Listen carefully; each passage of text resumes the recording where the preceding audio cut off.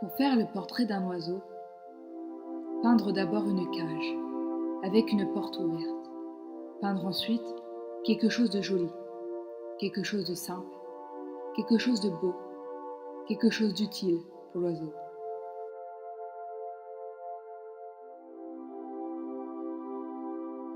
Placer ensuite la toile contre un arbre, dans un jardin, dans un bois ou dans une forêt.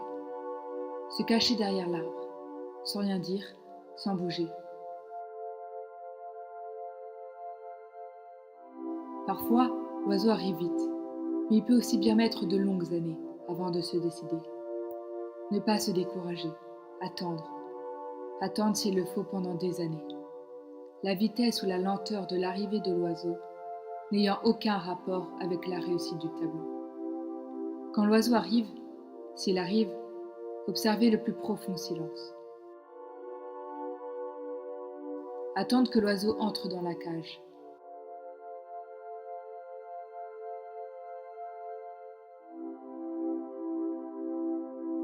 Et quand il est entré, fermez doucement la porte avec le pinceau, puis effacez un à un tous les barreaux en ayant soin de ne toucher aucune des plumes de l'oiseau.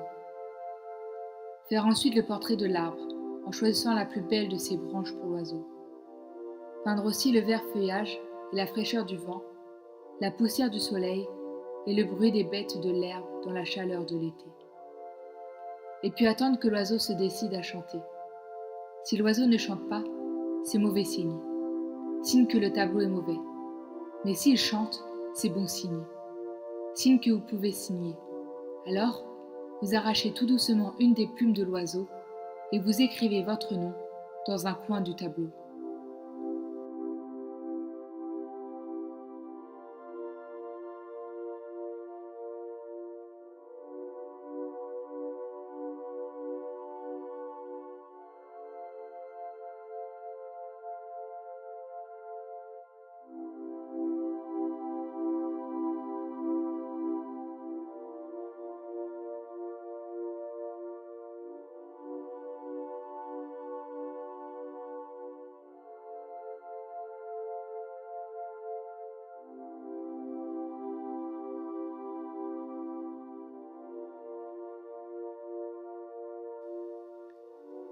C'est une tache verte sur une peinture grise. C'est une fleur rose dans un océan noir.